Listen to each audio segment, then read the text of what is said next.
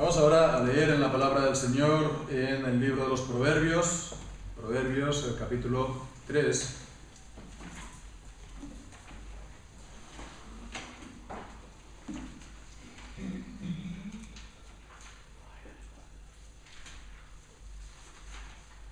Los versículos del 19 al 26.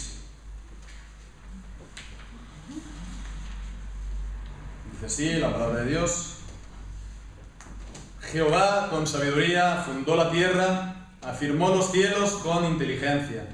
Con su ciencia los abismos fueron divididos y destilan rocío los cielos. Hijo mío, no se aparten estas cosas de tus ojos. Guarda la ley y el consejo, y serán vida a tu alma y gracia a tu cuello. Entonces andarás por tu camino confiadamente, y tu pie no tropezará. Cuando te acuestes no tendrás temor, sino que te acostarás, tu sueño será grato. No tendrás temor de pavor repentino, ni de la ruina de los impíos cuando viniere, porque Jehová será tu confianza, y Él preservará tu pie de quedar preso. Amén. Padre nuestro, pedimos ahora también tu bendición, que tú abras los ojos de nuestro entendimiento y nos ayudes por el Espíritu Santo, Señor, a comprender las maravillas de tu palabra, Señor. También me des la unción y la bendición, Señor, de poder predicar, Señor, tu palabra fielmente. Y, Señor, pues que tu palabra venga con la bendición del Espíritu Santo, Señor, a cada vida, a cada corazón. Te presentamos este tiempo para que también sea un tiempo en el que podamos estar en adoración a ti, Señor, escuchando tu santa palabra. Te lo rogamos en el nombre de Jesús. Amén.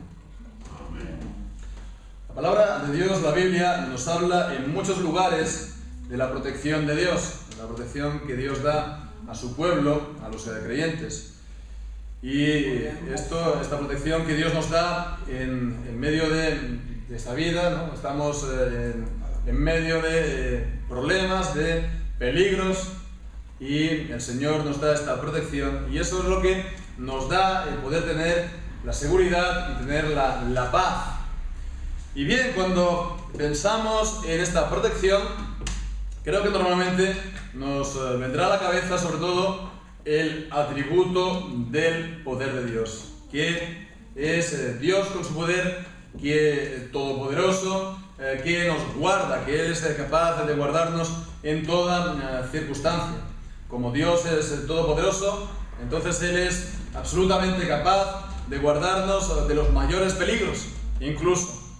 Y bien, pues de hecho la Escritura nos presenta muchas veces esta protección de Dios desde el punto de vista del poder de Dios. Y así, por ejemplo, podemos leer, recordar en Primera de Pedro, en el capítulo 1, en el versículo 5, cuando dice la palabra de Dios que sois guardados por el poder de Dios mediante la fe, para alcanzar la salvación que está preparada para ser manifestada en el tiempo postrero.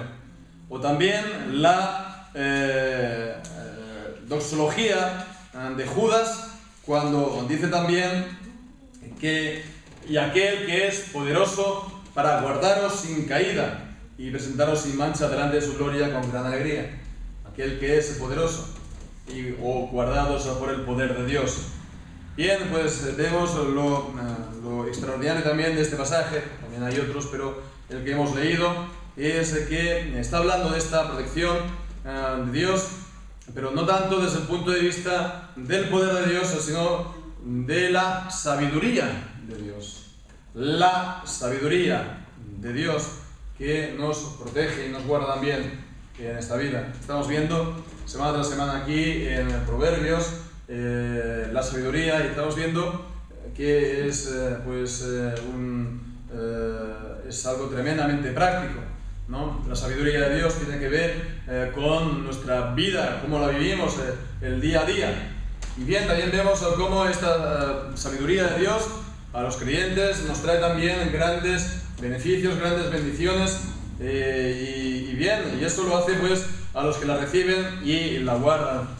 Bueno, pues este pasaje nos está añadiendo esta otra, de que la sabiduría de Dios es la que nos guarda, y por ella en esta vida aún lleno de peligros para nosotros, pues podemos disfrutar de la paz y de la seguridad. La seguridad del creyente por medio de la sabiduría. Este es pues el tema de estos versículos que hemos leído, y bien, pues es lo que vamos a intentar esta tarde también considerar con la ayuda del Señor, siguiendo también con las divisiones más importantes de este pasaje. Y bien, pues comenzamos en primer lugar viendo acerca de la sabiduría por la que somos guardados, pues que esta sabiduría es la sabiduría con la que Dios creó el universo, como leemos los versículos 19 y 20, cuando dice: Jehová con sabiduría fundó la tierra y afirmó los cielos con inteligencia. Vemos, está hablando entonces de la creación de los cielos y de la tierra. Aquí pues está refiriéndose a Génesis 1:1, cuando dice que en el principio creó Dios los cielos y la tierra. Y seguimos leyendo entonces en el versículo 20, dice: y con su ciencia o con su conocimiento los abismos fueron divididos.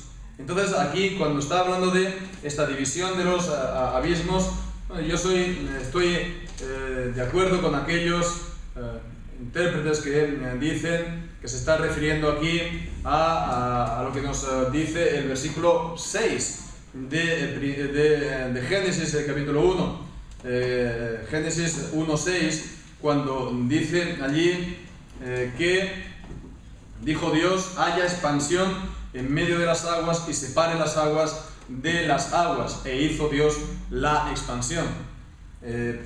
La palabra abismos también pues se podría referir a las fuentes de aguas en la tierra, ¿no? Así pues, cuando está el diluvio, pues dice que fueron rotas las fuentes de los abismos, pero cuando dice ahora pues hacer la separación y dividió los abismos, pues seguramente se está refiriendo a esta división de las aguas que creó pues la expansión, ¿no?, del cielo, de la atmósfera aquí en la tierra.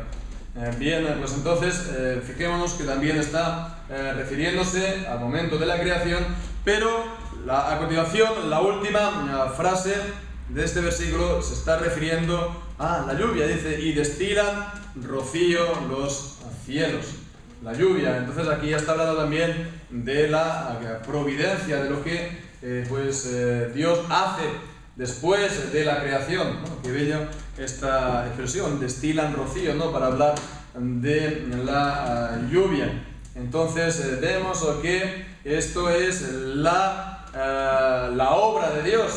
Esta creación y esta providencia es la obra de Dios, y no es al azar, no es un poco algo que vino por la suerte, no es algo que no tiene sentido, no, sino que hubo un propósito, una inteligencia, hubo un diseño detrás de la creación, ¿verdad? Y es lo que hace también que esta creación se mantenga, y esto es la providencia. Y bien, pues este propósito, o este diseño, o esta inteligencia es la sabiduría de Dios. Y lo grande también en la palabra de Dios acerca de la sabiduría de Dios es que esta sabiduría de Dios nos la presenta también como personificada, como una persona, ¿verdad? No es solamente pues entonces una idea o un concepto, sino que es también una persona. Vemos esto también en el mismo libro de Proverbios, en el capítulo 8, ya explicando esto con más detalle. Leemos allí cómo habla de la sabiduría. Por ejemplo, a partir del versículo 12 dice: yo, la sabiduría, habito con la cordura y hallo la ciencia de los consejos. O cuando dice también en el versículo 22: Jehová me poseía desde el principio, ya de antiguo, antes de sus obras, eternamente tuvo el principado desde el principio. O también en el versículo 30, cuando dice: con Él, con el Señor, con Dios, con Jehová, estaba yo ordenándolo todo, y era su delicia de día en día. Entonces vemos aquí esta sabiduría, la sabiduría de Dios, estaba eternamente con Dios y participó también en la obra de la creación, porque Él también, la sabiduría, estaba ordenándolo todo. Y bien, pues en la palabra de Dios vemos que esta sabiduría es una persona porque se está refiriendo a Jesucristo. A Jesucristo. Y es lo que nos dice, nos enseña Juan capítulo 1. En el principio era el verbo. Esta palabra verbo o palabra se está refiriendo a la sabiduría que le encontramos aquí en Proverbios. La sabiduría de Dios. Y dice: en el principio era el verbo, y el verbo era con Dios, y el verbo, o la palabra o la sabiduría, era Dios. Y vemos aquí que participó también en esta obra de la creación. Versículo 3: todas las cosas por Él fueron hechas, y sin Él nada de lo que ha sido hecho fue hecho.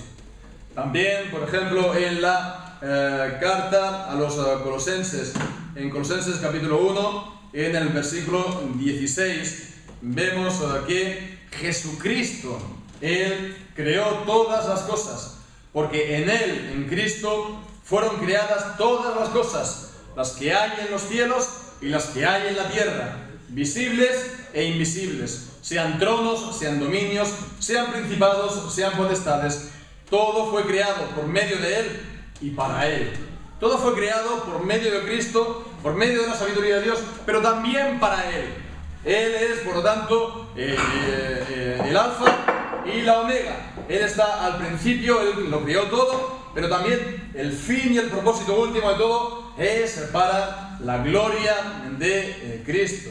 Entonces vemos que es Jesucristo la sabiduría de Dios, es Jesucristo, por lo tanto, que lo creó todo, y todo, por lo tanto, es para Él. Entonces esto es lo que hace que la tierra, pues, y los cielos y el universo, pues, se mantengan siempre en funcionamiento, que pues los planetas tengan su órbita, que pues a las estaciones se sucedan unas a las otras, que pues hayan las nubes y hayan las lluvias. Y bueno, pues Dios ha, digamos, inscrito esta sabiduría, este conocimiento, esta inteligencia en todo el universo, ¿verdad? Entonces vemos esta sabiduría. También pues, podríamos hablar de una ley que Dios ha inscrito. Hablaríamos de ley natural, pero aquí ahora pues seguimos hablando de esta sabiduría. Y digamos, está inscrita en el corazón mismo de la vida.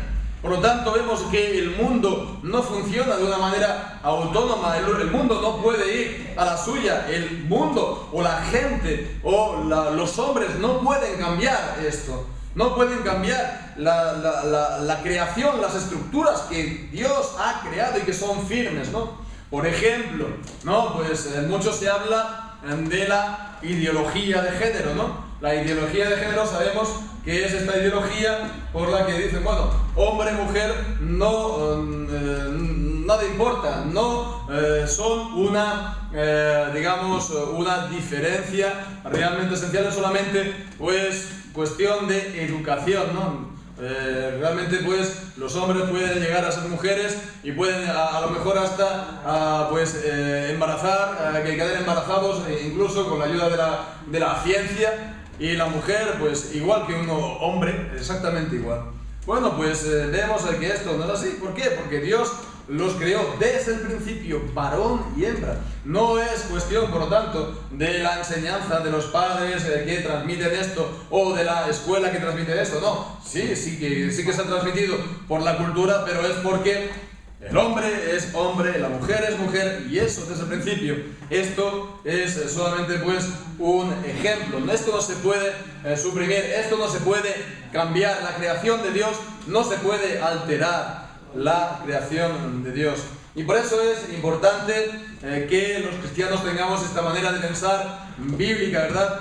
Una manera de pensar que no sea pues como que estuviera compuesta por pedazos, ¿no? Por retales, ¿no? A pinceladas, ¿no? Que venga pues a lo mejor a cubrir aquí un rotito, un escosido, entonces ponemos aquí un retal, ¿no? Hemos de pensar íntegramente la mentalidad de la palabra de Dios, ¿no? Íntegramente. Entonces vemos la importancia también de la creación. La importancia de la creación. No hemos de quedarnos solamente con la salvación. Hemos de empezar por la creación y llegar, por supuesto, también a la salvación, ¿verdad? Es importantísima la doctrina de la creación, como estamos viendo. La Escritura no nos dice que todo fue hecho, por lo tanto, pues a partir de una gran explosión, como ellos dicen, no, el Big Bang, ¿no? Plof, y entonces se creó el mundo. Y entonces pues que todo, no nos dice que todo el mundo, el universo está pues creado, está hecho, pero no tiene sentido, no tiene propósito. Solamente sucedió esa explosión y ya está, ¿no? Y la Escritura tampoco nos dice pues que la vida se ha hecho a sí misma a través de la evolución, ¿no? A partir de los animales más simples hasta ahora, ¿verdad? Nosotros. No, porque lo que lo que dicen es entonces de que tampoco hay ningún sentido, tampoco hay ninguna inteligencia, ningún propósito. Por eso ellos están tan enfermos cuando oyen hablar de diseño inteligente. Porque ellos piensan que la vida se ha hecho a sí misma, entonces pues que la vida funciona como una máquina, ¿no? Pero bueno, lo que nos dice la Escritura es lo que estamos viendo, que Dios ha creado el universo, que lo ha hecho con un propósito, que lo ha hecho con un diseño, una inteligencia, lo ha hecho por medio de Cristo y para Él.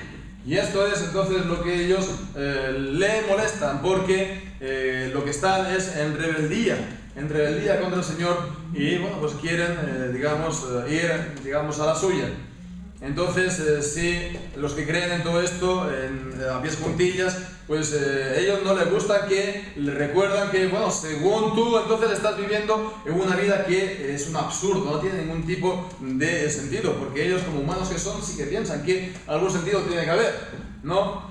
O pues tampoco les gusta, se enfadan cuando les dicen que la teoría de Darwin pues no se aguanta, que tiene graves críticas. Esta semana leía un artículo en un periódico digital de una cierta importancia aquí en España que estaba hablando de unas críticas que una universidad americana estaba dando a la teoría de Darwin, que es que no se sostiene. Entonces lo que era interesante después era ver los comentarios de los lectores. Entonces habría algún creyente que dijo pues nada, que la teoría de Darwin no se aguanta, ¿no? Y bueno, pues hay que ver cómo ellos reaccionan, primero con el insulto y si pudieran también con la agresión, ¿no? Pues dicen, no, mira, si vosotros abrís la boca, pues en la ciencia, zas, patada en la boca. ¿No? Entonces, fijémonos aquí, ¿por qué esto? Porque saben que todo depende de que ellos han desterrado, han llevado al destierro la doctrina, la enseñanza de la palabra de Dios acerca de la creación y saben que toda la sociedad, todo el régimen ateo que vivimos hoy en día se sostiene de ahí. Porque si no, tienen que reconocer entonces la sabiduría de Dios, es decir, la palabra de Dios, y tienen que, por lo tanto, reconocer a Jesucristo. Bien, pero vamos a continuar aquí el texto y pasamos entonces a continuación, la segunda de estas divisiones. A partir ya del versículo 21 vemos que esta sabiduría ha de ser guardada, ha de ser retenida para que recibamos la bendición, ¿no? Entonces a partir del versículo 21 vemos que se está pasando de la afirmación, los versículos 19 y 20, a la exhortación. Dice, hijo mío, no se aparten, ¿no? Hijo mío, no se aparten.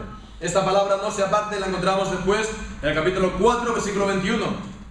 Pues está atento a mis palabras, versículo 20, inclina tu oído a mis razones, no se aparten de tus ojos. No apartarse de la palabra de Dios, sino guardar la palabra de Dios. Y esto es lo que nos recuerda mucho a las exhortaciones de Deuteronomio, capítulo, por ejemplo, 4. Podemos leer a partir del versículo 5, Deuteronomio, capítulo 4, cuando dice: allí también: mirad que yo os he enseñado estatutos y decretos, como Jehová mi Dios me mandó, para que hagáis así en medio de la tierra en la cual entráis para tomar posesión de ella. Guardaos pues y ponedlos por obra, porque esta es vuestra sabiduría y vuestra inteligencia ante los ojos de los pueblos, los cuales oirán todos estos estatutos y dirán: ciertamente pueblo sabio y entendido, nación grande es esta. Porque ¿qué nación grande hay que tenga dioses tan cercanos a ellos como lo está Jehová nuestro Dios en todo cuanto le pedimos?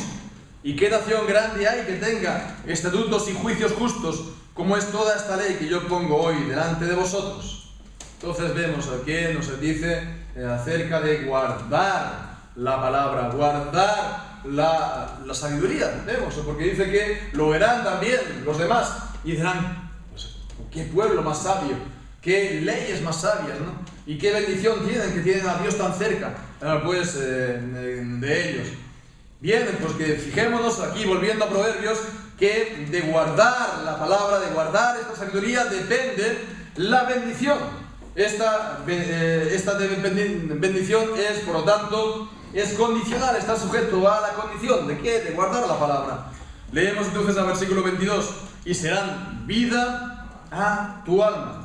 Bien, pues entonces está hablando de guardar la ley y el consejo, de guardar, por lo tanto, de obedecer también. Y dice: será vida a tu alma. Tenemos que detenernos aquí también un poco para considerar esto, porque, sabemos que somos salvos por la fe, somos justificados por la fe y la fe sola. No recibimos la vida de Dios a cambio de nuestra obediencia, sino por la fe, y esta fe es un don de Dios, por su gracia.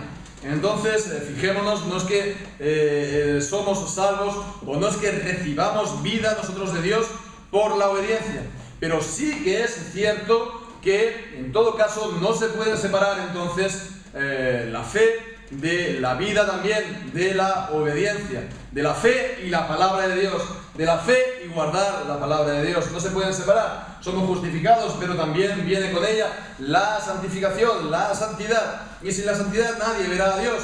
Por la fe recibimos la vida del Señor. Somos regenerados también, pero esta vida es una vida después de guardar la palabra de Dios, de guardar la palabra de Dios, de obedecer la palabra de Dios. Y fijémonos también lo que dice a continuación: serán vida a tu alma y gracia a tu cuello. Ya veíamos el capítulo 1, del versículo 9, cuando dice que no desprecies la instrucción de tus padres, porque adorno de gracia serán a tu cuello y collares a tu cabeza y collares a tu cuello. Los collares, vemos, era una señal también de distinción, de honra. Entonces, cuando está diciendo aquí también en el capítulo 3 que será gracia a tu cuello, pues está hablando de distinción, de honra, ¿verdad? Entonces, una honra que es ante los ojos de Dios y de los hombres, como hemos leído también anteriormente en el capítulo 3 y versículo 3 y 4. Nunca se aparte de ti la misericordia y la verdad, átalas a tu cuello, escríbelas en la tabla de tu corazón y hallarás gracia y buena opinión ante los ojos de Dios y de los hombres. Entonces recibirá uno gracia y buena opinión y tendrá buena reputación ante Dios y ante los hombres. Y ante Dios entonces será aprobado, un obrero aprobado, un siervo aprobado, ¿verdad? Aquí y dirá entonces: bien, buen siervo, bueno y fiel.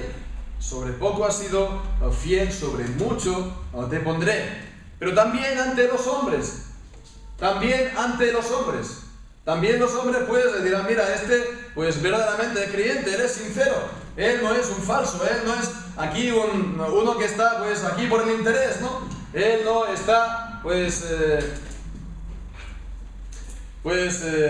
falseando la palabra de Dios, él la cree sinceramente. Bien, pues vemos que es necesario entonces el guardar la palabra de Dios. Y también fijémonos cómo esto se ha ido perdiendo bastante de vista. Fijémonos cómo se ha instalado entre nosotros, entre los evangélicos también, esta idea, este pensamiento de que al final, pues no importa lo que al final un creyente haga. con tal de que él diga que es creyente, con tal de que diga que él cree en el Señor, o que lo ama, o con tal de que él vaya a la iglesia y esté a lo mejor media hora cantando al Señor de pie. Bueno, pues después ya uno ya puede después hacer lo que quiere, ¿no? No hace falta tampoco estar muy ligado a lo que dice la palabra de Dios. Si uno es joven, bueno, pues puede uno salir con quien quiere del mundo, o puede casarse con él, o no, ¿verdad? Como él quiera. O si uno es adulto, pues bueno, pues puede defraudar, ¿no? Como todo el mundo, puede declarar sus ingresos o no, o puede pues hacer también exactamente su voluntad, ¿no? Puede cometer adulterio, ya sea físicamente o pues también acumulando esposas, ¿no? Divorciándome y de cualquier manera y casándome, volviéndome a casar, al final pues hasta llegar, antiguamente cuando veíamos los actores que decían que tenían pues 4 o 6 mujeres, decíamos, pero esto ya está empezando a ser lo normal. Entonces vemos que la gente empieza a pensar ahora, no importa si yo vivo como el mundo, no importa si yo visto como el mundo, o hablo como el mundo, o paso yo pues mi tiempo libre como el mundo, ¿no? Y de esta manera pues la palabra de Dios cada vez tiene menos cabida en nosotros. Y bien, pues vemos que hemos llegado a estar leudados de esta manera de pensar, leudados, un poco de levadura leuda toda la masa, pues ha sido leudado del pensamiento digamos, nomiano, nomos ley, en contra de la ley. Hemos pasado del legalismo al antinomianismo, es decir, que no nos preocupemos por los mandamientos de Dios, porque total, Cristo los ha guardado por nosotros y somos salvos por la gracia, porque si no, vamos otra vez a ser católicos y a ser salvos por las obras. No, hemos de demostrar por nuestras obras que verdaderamente somos creyentes. Hemos de demostrar y hemos de perfeccionar la santidad en el temor de Dios. Entonces, fijémonos, ¿no? Si no se guarda la palabra de Dios, si no se es fiel a la palabra de Dios, pues entonces no se puede agradar a Dios, tampoco convencer a nadie de que somos creyentes, pero tampoco uno tiene las bendiciones de Dios en la vida. Y aquí pues está hablando de ¿cuál? Está hablando de la protección y la seguridad, y es lo que vamos a por último considerar, esta bendición que nos da la sabiduría de la protección y la seguridad. Entonces dice, andarás por tu camino confiadamente y tu pie no tropezará. Entonces está hablando de esta confianza y también de andar entonces esto es también una imagen de la vida, de estar en la vida, de avanzar en la vida sin ningún tropiezo. Y cuando habla también de tropiezo, pues está hablando también en el ámbito de la fe, no tener ningún tropiezo, no tener pues tampoco ningún escándalo, perseverar hasta el fin. Así está en el versículo 23. Así también vemos en el versículo 26 cuando dice, porque Jehová será tu confianza y Él, el Señor, preservará tu pie de quedar preso. Entonces vemos esta confianza, ¿no? Esta confianza que la gente normalmente no tiene en esta vida, ¿no? Y ¿quién no quiere tener esa confianza de saber que Dios está a su lado? Y fijemos pues también a continuación, dice el versículo 24, cuando te acuestes no tendrás temor. Cuando te acuestes no tendrás temor, sino que te acostarás y tu sueño será grato. Y esto es lo que nos dice también en capítulo 6, en el versículo 22, cuando dice que te guiarán cuando duermas te guardarán, hablarán contigo cuando despiertes. Y también pues el versículo, el Salmo capítulo 3, versículo 5, cuando dice que en paz me acosté y asimismo me levanté porque solo tú, Señor, me haces vivir confiado. Y esto es lo que el Señor da pues a los creyentes, da esta paz de corazón. Esta paz de corazón. Y bien, si no se tiene esta paz de corazón, hay muchas cosas que le quita a uno el sueño, ¿verdad? Pues están los problemas diarios, que ya no son pocos, ¿no? Están los problemas diarios del trabajo, de cómo llegar a final de mes, etcétera, etcétera, etcétera. Los problemas en casa, o con los hijos, o lo que sea.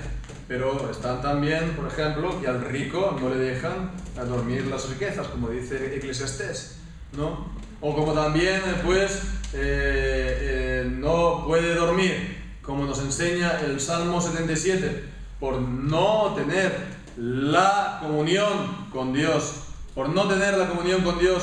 Salmo 77, cuando dice, pues, que me acordaba de Dios y me conmovía, me quejaba y desmayaba mi espíritu, no me dejabas pegar los ojos, estaba yo quebrantado y no hablaba, diciéndome, versículo 7, desechará el Señor para siempre y no volverá a sernos más propicio. Entonces, por no tener esa comunión, por sentir y ver que el Señor está lejos y que uno no lo tiene en la vida, pues uno también, pues a eso se le quita el sueño. O los problemas de conciencia por los pecados. El Salmo 32 hemos cantado también, hemos visto que decía que de día y de noche pesaba sobre mí tu mano. ¿Por qué? Porque tenía ese pecado que no había todavía declarado y esto le estaba continuamente rondando. Entonces fijémonos que hay muchas cosas, ¿no?, que en esta vida nos puede quitar el sueño, pero a los creyentes el Señor nos da el sueño. Nos dice el Salmo 127 que Jehová dará el sueño a su amado y su sueño será grato, como hemos visto. Y esto es porque tenemos la paz del Señor en nuestros corazones, que nos guarda en todas esas circunstancias. Y es una paz interior. Y vemos entonces a continuación también, el versículo 25, dice, no tendrás temor de pavor repentino. Y aquí pues está hablando de manera que recuerda también el Salmo 91, versículo 5. Salmo 91, ese salmo que también habla del cuidado y la protección de Dios, cuando dice, no temerás el terror nocturno, ni saeta que vuele de día, ni pestilencia que ande en oscuridad. No temerás el terror nocturno. Y aquí pues no tendrás temor de pavor repentino, ni de ruina de impíos, dice, ni de ruina de impíos cuando viniere. Porque sabe que eso no le llegará a él, porque eso es un juicio contra los impíos, pero que él es hijo suyo. Entonces tiene esa confianza de que de que el Señor está por él y que es aprobado por el Señor, y que el Señor mismo, como hemos visto el versículo 26, es su confianza, que el Señor mismo es su confianza, como un castillo, ¿verdad? Un castillo fuerte, ¿no? Como el Salmo 61 nos dice que tú has sido mi refugio y torre fortificada delante de mi enemigo. O como dice también el Proverbio 18, versículo 10, torre fuerte es el nombre de Jehová. A él, el justo correrá a ella, a esa torre fuerte, al Señor, y será salvo. Y esto es entonces porque Cristo ha prometido esto, de estar siempre con su pueblo. Siempre Él ha prometido y Él ha dicho, no, he aquí yo estoy con vosotros todos los días hasta el fin. He aquí que toda potestad me ha sido dada en los cielos y en la tierra. Él es el Dios todopoderoso, pero Él es nuestra cabeza y Él no se separa de su cuerpo. Y entonces su cuerpo está completo en Cristo y Cristo, por lo tanto, está con su cuerpo. Allí donde su cuerpo está, entonces estará con Él todos los días hasta el fin. Y de esa manera somos preservados por Cristo, por nuestra cabeza, la sabiduría de Dios. Preservados estando en Cristo y en la palabra de Dios. Preservados aún de las persecuciones. Dice el Salmo 12, dice que el Señor nos preserva de esta mala generación. Aún también de ellas el Señor nos puede preservar, ¿no? Y bien, pues en este mundo también nos dice Cristo que tendremos persecución y tendremos aflicción. Si a mí me han perseguido, a vosotros cuanto más, nos dice en el Evangelio de Juan. Y también dice que en el mundo tendréis aflicción, pero confiad, yo he vencido al mundo. Así pues, incluso nos pueden quitar la vida. Sí, es verdad, porque han quitado la vida también a muchos hermanos nuestros, a muchos hijos de Dios a lo largo de estos siglos, ¿verdad? Pero eso no es tampoco ninguna tragedia. ¿Por qué? Porque no pueden esto separarnos del amor de Dios. Y si nos quitan la vida, eso será para nosotros la corona de gloria, porque vamos a partir con nuestro Señor y habremos sido, por lo tanto, también fieles hasta el final, por la gracia de Dios. Así, por lo tanto, recordémonos esto que nos dice en Hebreos capítulo 13, cuando dice el Señor: no te dejaré, ni te desampararé. No te dejaré, y es bien enfático y lo repite: no te dejaré y no te desampararé. Esto es lo que dice el Señor, a lo cual en Hebreos 13 también dice la respuesta: por lo tanto, no temeré lo que me pueda hacer el hombre. Dios es mi ayudador, por lo tanto, no temeré lo que me pueda hacer el hombre. Así, por lo tanto, nosotros tenemos miedo, tememos lo que nos puede hacer el hombre, tememos lo que, cuando vemos los peligros en este mundo, tenemos miedo. Pues fijémonos, hermanos, de que tenemos ahora, en estos días, una muy grande oportunidad para no hacerlo, ¿no? Estos días que estamos viviendo, de no temer en las circunstancias, porque Dios está a nuestro lado, porque Cristo está a nuestro lado. Tomemos, por ejemplo, pues la crisis económica, ¿verdad? Pues ahora en la actualidad, pues todo el mundo va pues de un lado para otro, pues pensando y diciendo qué va a ser de mí, qué voy a comer, cómo voy a llegar a final de mes, qué va a ser de mi familia.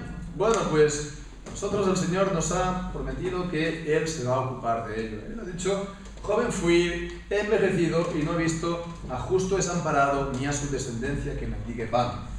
Entonces, pues nos dice también que busquemos primeramente el reino de Dios y su justicia, y todas las demás cosas serán añadidas: el vestido, el alimento, el trabajo, etc. Todo lo demás el Señor lo va a proveer. Entonces, no estemos afanosos, porque eso puede ir en contra de nuestra fe y quitarnos también la paz y quitarnos la seguridad. Asegurémonos en el Señor de que Él se va a ocupar de esto, porque Él lo ha prometido y Él es fiel, y Jesucristo es el sí y el amén a sus promesas. Tenemos otra ocasión también hoy en día con los rumores de guerra, ¿no? Y nos estamos refiriendo pues a la situación en Siria. Esta situación en Siria que vemos que toma exactamente el mismo camino que hace 10 años cuando atacó también Estados Unidos a Irak, ¿no? Entonces hace presagiar que tal vez, seguramente, vaya a acabar así. Y bueno, y si acaba así, bueno, entonces ¿qué? Esta semana pues Diego nos pasó un artículo del paso a paso de lo que puede ocurrir si al final se lía la guerra, y puede acabar muy mal, ¿no? Y uno lo lee pues por la noche antes de la cama y dice: vaya, ¿cómo vamos a sobrevivir si se pone la gasolina aquí al triple, ¿no? ¿Y cómo vamos a ir de aquí a allá? ¿Cómo vamos a vivir? Bueno, pues fijémonos y acordémonos de esto, ¿no? Que si fuera así, bueno, pues nada ha cambiado, ¿no? Dios sigue teniendo el control de todas las cosas, ¿no? Y Dios va a seguir protegiendo a su pueblo. Y aunque los montes sean desgajados de su lugar, como nos dice el Salmo 46, el Señor estará con su pueblo y seguirá protegiendo con su poder a su pueblo. Como Jerusalén está rodeada de montañas, así el Señor está alrededor de su pueblo y los defiende.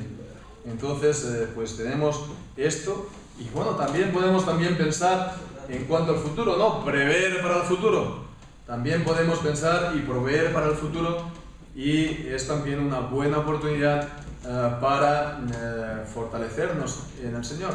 Prever para el futuro en cuanto a cuando venga el hombre del pecado, el hijo de perdición, la abominación desoladora de la que habla también Daniel, el profeta, y el Señor Jesucristo, es decir, el anticristo, porque también ha de venir.